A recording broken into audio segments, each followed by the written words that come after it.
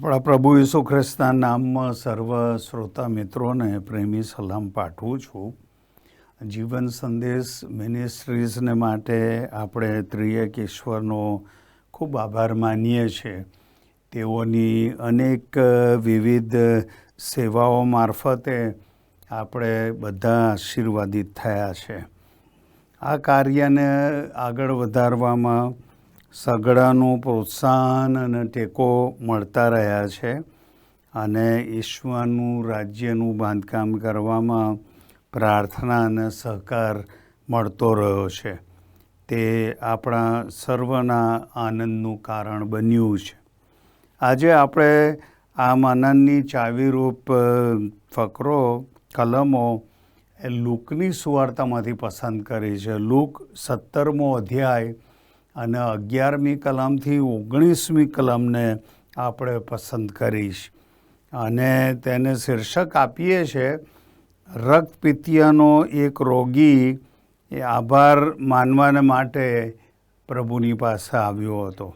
હવે અહીંયા તમે જુઓ તો પ્રશંસાના શબ્દો ત્યાં 18 અને 19મી કલમની અંદર આપવામાં આવ્યા છે અને એ કલમો હું વાંચું તો પ્રભુ યેસુએ તેની પ્રશંસા કરી. તે ઈશ્વરનો મહિમા પ્રગટવાનો અને પાછો ફરે એવા પરદેશી વિના કોઈ મળ્યો નહીં શું? તેમણે તેને કહ્યું, ઉઠીને ચાલ્યો જા, તારા વિશ્વાસે તને બચાવ્યો છે. અને આ પ્રશંસાના શબ્દો આપણને અહીંયા પ્રભુ ઈસુ ખ્રિસ્ત દ્વારા કહેવામાં આવ્યા. હવે જો તમે જુઓ તો યરૂશાલેમ તરફ પ્રભુ ઈસુ આગળ વધતા હતા અને એ વખતે 10 રક્તપિત્તના રોગીઓ સાજા કરવા માટે અહીંયા આગળ આવ્યા હતા. અને આ વાત જે છે ને એ ફક્ત લૂકની સુવાર્તામાં નોંધવામાં આવી છે. સામાન્ય રીતે આ 10 માણસો એકસાથે આવી શકતા નહીં, કેમ કે કેટલાક યહૂદીઓ હતા અને કેટલાક સમરૂનીઓ હતા. અને તમે યોહાનની સુવાર્તા 4થો અધ્યાય વાંચો તો એમાં આપણને જોવા મળે છે કે જ્યારે પ્રભુ ઈસુ ખ્રિસ્ત સમરૂનની સ્ત્રીની સાથે વાત કરે છે ત્યારે એ કહે છે, તું યહૂદી થઈને અમારી પાસે કેમ પાણી માગે છે? કારણ કે એ વખતે યહૂદીઓ સમરૂનીઓ સાથે સહેજ પણ સંબંધ રાખતા નથી. એટલે પરંતુ જો વિચાર કરીએ તો લોકો એક જ પ્રકારની મુશ્કેલીમાં આવે છે ને ત્યારે અનેક વખત તેઓ ભેગા થઈ જાય છે. અને આ રક્તપિત્તિયા માણસો દૂર ઊભા રહ્યા હતા 12મી કલમમાં. અને જ્યારે તેઓએ પ્રભુને જોયા ત્યારે તેઓએ સહાયને માટે વિનંતી કરી હતી 13મી કલમની અંદર. તેમણે તેઓને કહ્યું કે જાઓ અને તમારા શરીર યાજકને બતાવો. અને તેઓ આધીન થયા ત્યારે તેઓને શુદ્ધ કરવામાં આવ્યા. અને સાજો થયેલો એક વ્યક્તિ એમાંથી આભાર માનવાને માટે પ્રભુ ઈસુની પાસે આવ્યો 15 અને 16મી કલમમાં. પરંતુ અન્ય 9 વિશે ફરીથી સાંભળવામાં આવ્યું નહીં 17મી કલમ પ્રમાણે.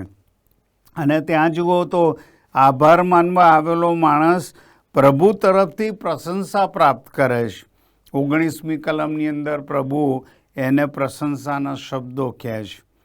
હવે આપણા પ્રભુની પ્રશંસાના મહત્ત્વને સમજવા આપણે આ આખી વાતનું વિગતવાર અભ્યાસ કરીએ એ જરૂરી છે. અને જ્યારે અભ્યાસ કરીએ છીએ આ કલમોનો ત્યારે આપણને 5 બોધપાઠ એમાંથી બહાર આવતા જોવા મળે છે. અને આજના મનનમાં આપણે એ 5 બોધપાઠ જે આ ફકરામાંથી આપણને શીખવા મળે છે એ તરફ આપણે ધ્યાન આપીશું.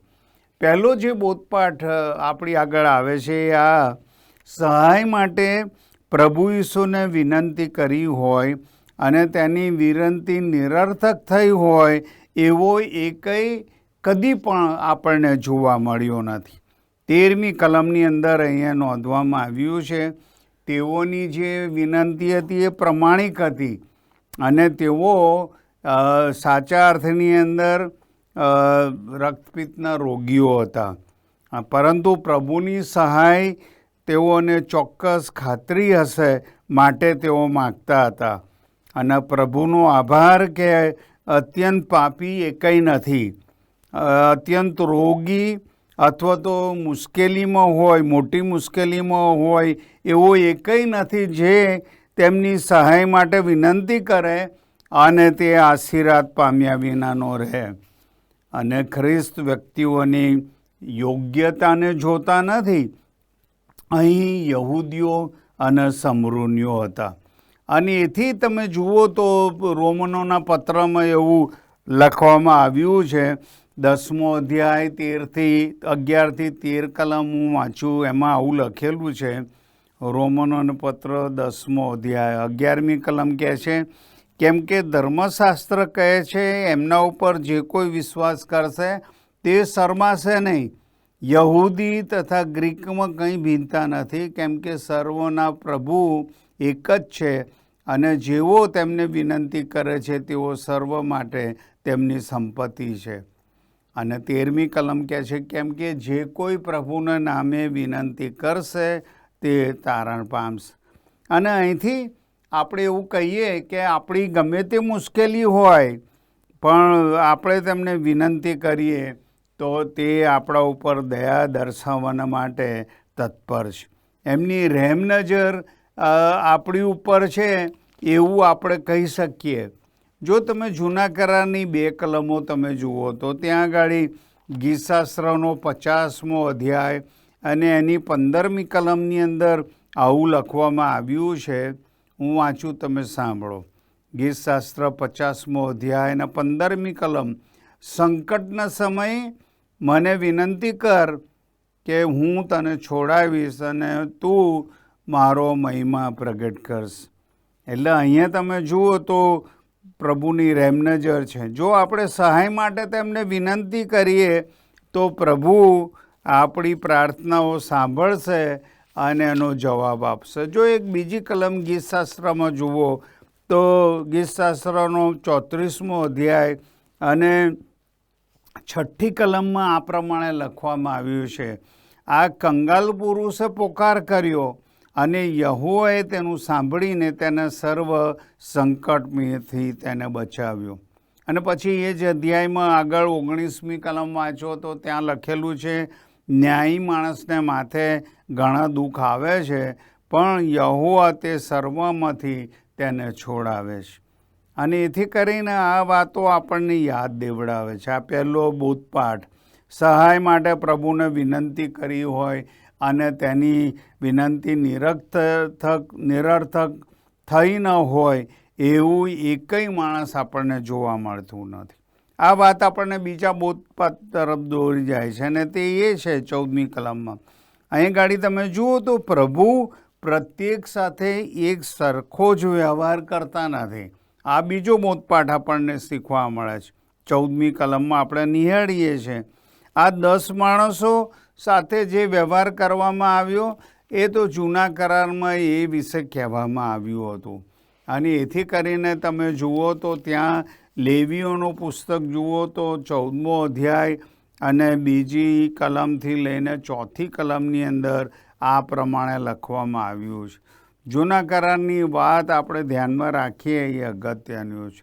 લેવીનું પુસ્તક એનો 14મો અધ્યાય અને તેની 2જી કલમથી 4થી કલમમાં એવું લખવામાં આવ્યું, ત્યાં કહે છે કે કોળિયાના શુદ્ધિકરણને દિવસે તેના વિશે આ નિયમ થાય એટલે તેને યાજક પાસે લાવવો અને યાજક છાવણીની બહાર જાય અને યાજક તેને તપાસે અને જો કોળિયાના શરીરમાંથી કોળ રોગ મટી ગયો હોય તો યાજક એવી આજ્ઞા કરે કે જેનું શુદ્ધિકરણ કરવાનું હોય તેને માટે 2 જીવતા શુદ્ધ પક્ષીઓ તથા એરેન્જ વૃક્ષનું લાકડું તથા કિરમજી રંગ તથા જૂફો લેવો, એવો જૂના કરારની અંદર એ નિયમ કરવામાં આવ્યો હતો.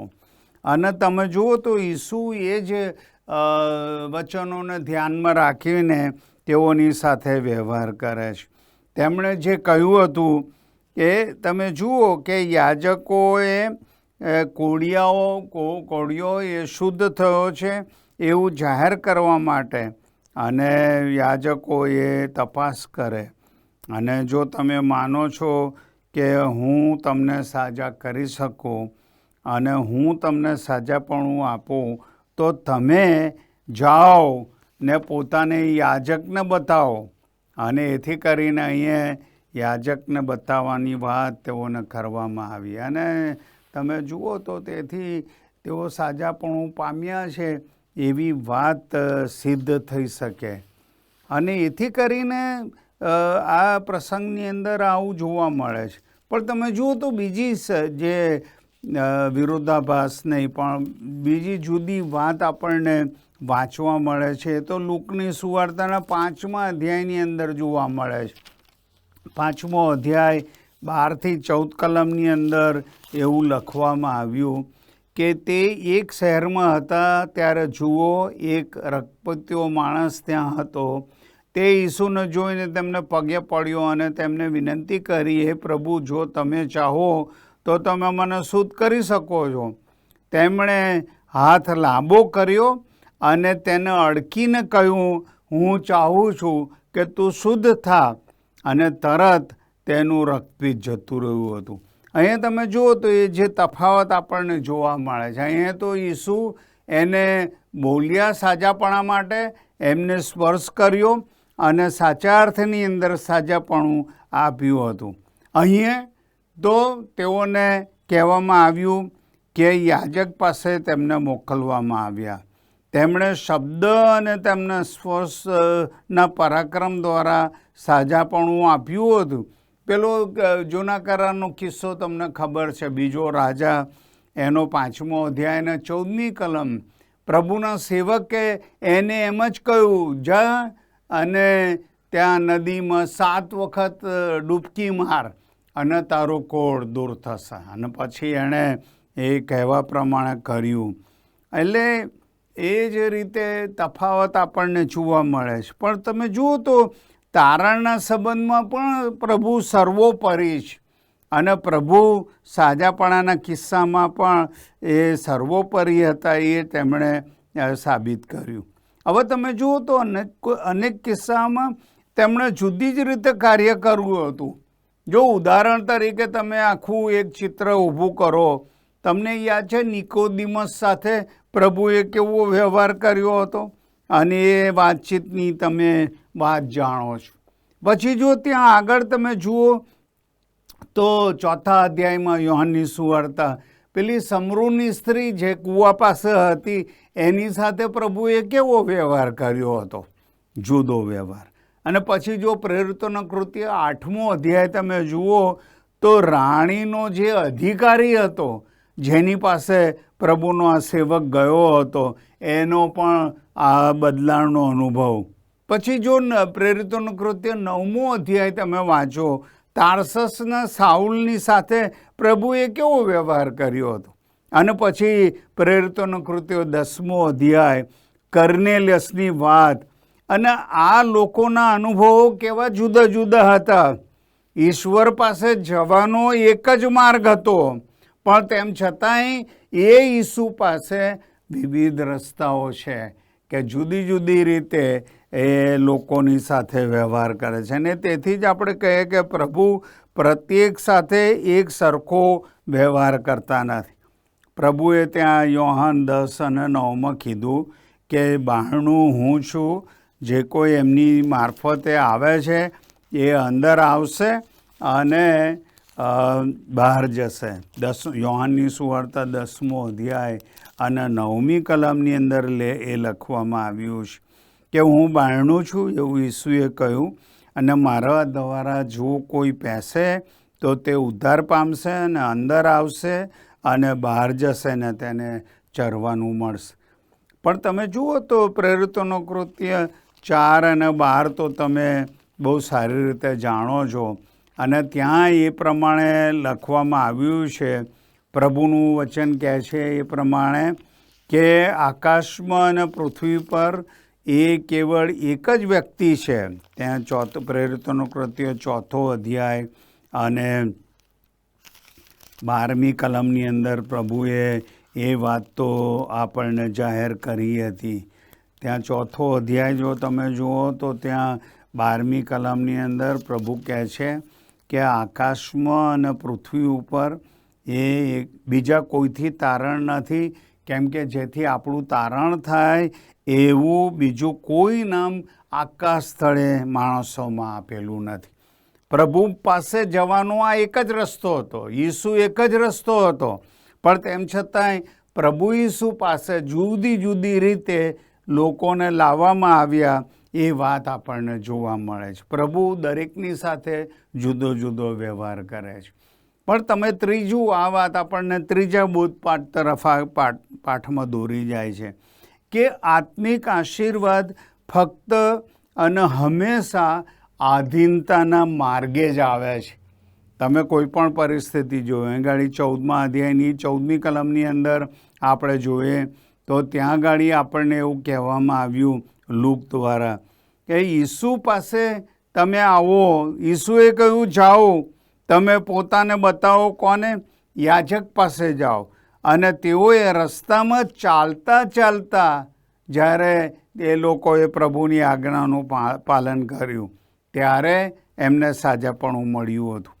તેઓ માત્ર ઈસુના શબ્દો સ્વીકાર્યા અને તેમના કહેવા પ્રમાણે જ્યારે આપણે પણ કરીએ છીએ ત્યારે જરૂરથી આશીર્વાદો આપણને મળ્યા વગર રહેતા નથી. અહીંયા તમે જુઓ તો કાર્યરત શબ્દો હતા. તેઓ રસ્તે ચાલતા ચાલતા જ્યારે પ્રભુની આજ્ઞા પ્રમાણે કર્યું. બીજા શબ્દોમાં તેઓ ઈસુની આજ્ઞાને આધીન થયા હતા. અને જો આપણે પણ આત્મિક આશીર્વાદોનો પૂરેપૂરો અનુભવ કરવો હશે તો પ્રભુ જે કહે છે તેને કરવાની ઈચ્છા રાખીએ તો જ તે શક્ય બની શકે છે. ઈશ્વરના વચનમાં એવી કેટલી બધી વાતો છે કે જેમાં આપણને સ્પષ્ટપણે આજ્ઞાઓ આપવામાં આવી છે અને પ્રભુએ જે કહ્યું છે એ આજ્ઞાઓને આપણે જોઈએ એવું આપણે ઈચ્છીએ છીએ. જો તમે જુઓ તો બાઇબલની અંદર એવા અનેક વચનો સ્પષ્ટ કહે છે અને એવા 6-7 વચનો હું તમારી આગળ મૂકવા માગું છું. અહીં બાઇબલમાં સ્પષ્ટ કહેવામાં આવ્યું, પ્રભુ કહે છે આવો, અને એ માટે યશાયા 1:18 કહે છે, યહોવા કહે છે આવો, આપણે વિવાદ કરીએ. તમારા પાપ જો કે લાલ વસ્ત્રના જેવા હોય તો પણ હિમ સરખા શ્વેત થશે, અને જો કિરમત જેવા રાતા હોય તો પણ તે ઊન સરખા થશે. અને પ્રભુનું આમંત્રણ આ છે. અને એથી માથીની સુવાર્તાના 11મા અધ્યાયની 29મી કલમમાં ઈસુ કહે છે કે તમને મારી પાસે, જે કોઈ મારી પાસે આવે છે તેને હું કાઢી નહીં જ મૂકીશ. તમે હું પ્રભુની પાસે આવીએ અને પ્રભુની ઝૂંસરી એમના પર લઈએ, પોતા ઉપર લઈએ, એવી વાત માથી 11 અને 29માં કહેવામાં આવી છે. કારણ કે પ્રભુ એ દીન છે અને આપણે તેમની પાસે આવીએ. અને એથી જો તમે જુઓ તો નવા કરારના અંતભાગમાં પ્રકટીકરણ 22 અને 17માં પણ એવું કહેવામાં આવ્યું, આત્મા તથા કન્યા બંને કહે છે કે આવો.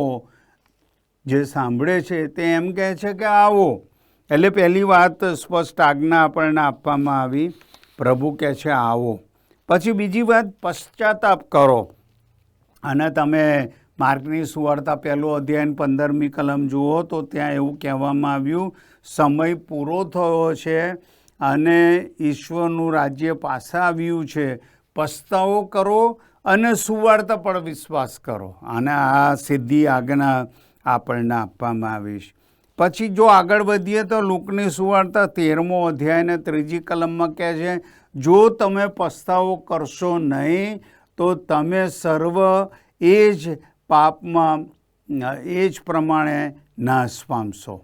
અને એથી એ વાત તો કહેવામાં આવી છે. અને પછી આગળ જો પ્રેરિતોનો કૃત્ય જુઓ તો ત્યાં 17મા અધ્યાયની 30મી કલમમાં પણ કહેવામાં આવ્યું કે આજ્ઞાપાલનના સમયો, અજ્ઞાનપણાના સમયો પ્રત્યે ઈશ્વરે ચલાવ્યું ખરું, પણ હવે તે સર્વ સ્થળે સર્વ માણસોને પશ્ચાતાપ કરવા તરફ દોરે છે. અને પશ્ચાતાપની વાત પણ બાઇબલની અંદર વારે વારે લખવામાં આવી છે. સીધી આજ્ઞા. હવે જો તમે આગળ વાંચો તો ત્યાં કહે છે ત્યાગ કરો. કઈ વાતનો ત્યાગ કરો?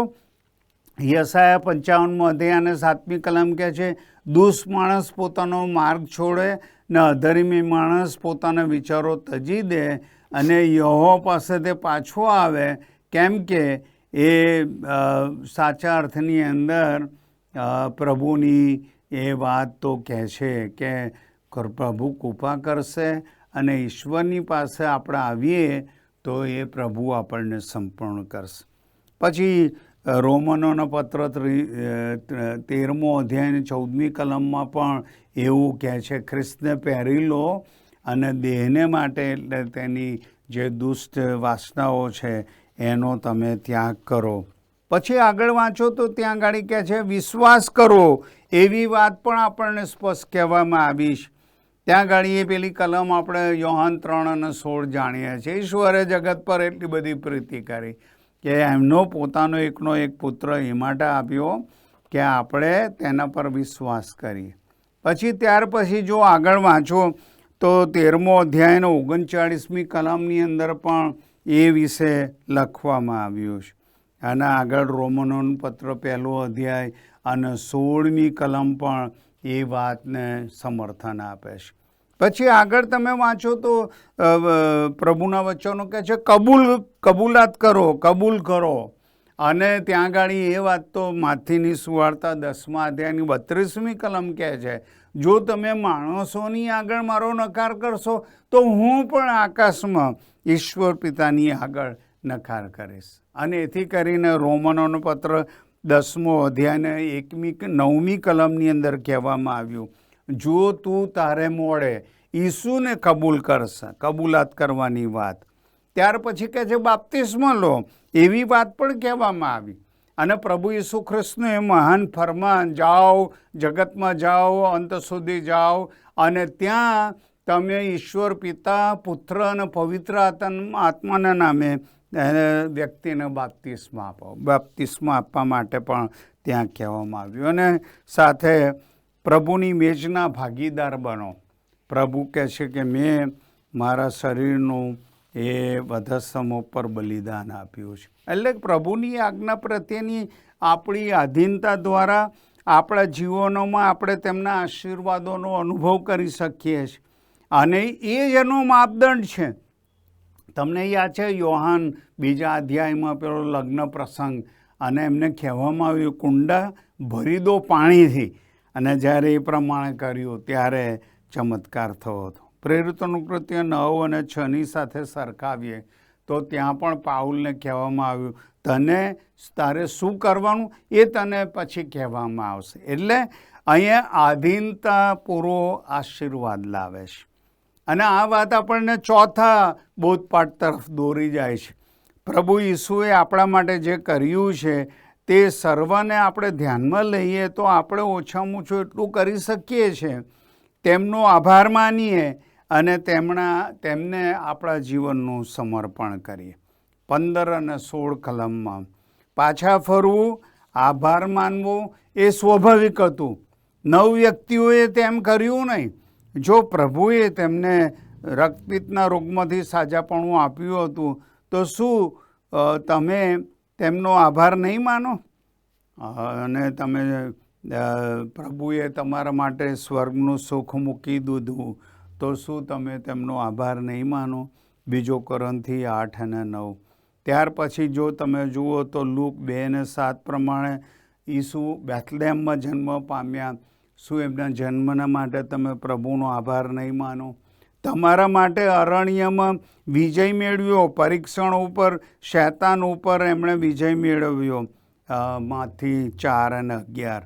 શું પ્રભુનો આભાર નહીં માનો? તમે આગળ જુઓ તો તમારા માટે 3 વર્ષની ધર્મ સેવા પ્રભુએ કરી અને એ ધર્મ સેવાના માટે પ્રભુનો આભાર નહીં માનો? એ ગેત્સેમાની વાડીમાં તમારા માટે જે સહન કર્યું, તમારા માટે કાલવરી પર જે સિદ્ધ કર્યું એના માટે શું તમે ઈશ્વરનો આભાર નહીં માનો? તમારા માટે કબરમાંથી ઉઠ્યા, સજીવન થયા એવા ઈશ્વરનો તમે આભાર નહીં માનો? તમારા માટે મધ્યસ્થી કરવા સદાકાળ જીવતા રહ્યા છે એ માટે શું તમે તેમનો આભાર નહીં માનો? ફક્ત શબ્દોમાં પ્રભુનો આભાર નહીં, પણ તેમની સેવા માટે તમારા જીવનનું સમર્પણ તમે કર્યું છે. અને એથી કરીને તમે જુઓ તો આ એક વાત આપણને યાદ દેવડે છે. પાઉલે કઈ વાતો માટે પ્રભુનો આભાર માન્યો? 2 કોરિન્થી 9:15 ઉદ્ધાર માટે, 2 કોરિન્થી 8:16 ભાયાળપુણા માટે, રોમન 6:17 આધીનતા માટે, અને સાથે 2 તિમોથી 1:3 પ્રમાણે એ સંગત માટે તેણે આભાર માન્યો. હવે આ બધી વાતો કહ્યા પછી 5મું જે બોધપાઠ આપણને આમાં જોવા મળે છે તે આ છે: જ્યારે આપણે ચોક્કસપણે પ્રભુ પાસે આવીએ છીએ અને આપણે તેમણે જે આપણા માટે કર્યું એ સર્વ માટે તેમનો આભાર માનીએ છીએ, ત્યારે તેમના ખાતરીના શબ્દો આપણે પ્રાપ્ત કર્યા છે, એમની પ્રશંસા આપણને પ્રાપ્ત થાય છે. એટલે અહીંયા તમે જુઓ તો શુદ્ધ થવું, માફી મેળવવી અને બચાવ પામવો એક વસ્તુ છે, પણ તેને જાળવવી તે બીજી વસ્તુ છે. શું તમે જાણો છો એ વાતને, એ તફાવતને? ઘણા ખ્રિસ્તીઓ પ્રભુઓ આપણને જે ખાતરી આપવાની ઈચ્છા રાખે છે તેની પૂરી ખાતરી તેઓ પાસે નથી. તેઓ શંકાથી ભરેલા છે, ભયથી ભરેલા છે, અને માટે આપણા તારણ વિશે આપણે ચોક્કસ બનીએ. અને ખ્રિસ્તમાં આપણને પૂરેપૂરા આત્મિક આશીર્વાદો પ્રાપ્ત થાય છે. તે માટે આપણે એક રોગીએ જે પ્રમાણે કર્યું એ પ્રમાણે આપણે કરવાની જરૂર છે. આશીર્વાદો આપણે મળે માટે આપણે ઈશ્વરની પાસે આવીને એમનો આભાર માની. એણે એક વસ્તુ કરી અને એ વસ્તુ આપણે કરવાની જરૂર છે, અને તે તો આપણી આધીનતાની નહેર દ્વારા તે આપણને આશીર્વાદિત કરવાના માટે અને આપણને સંપૂર્ણ બનાવે છે, એવું 19મી કલમની અંદર કહેવામાં આવ્યું છે.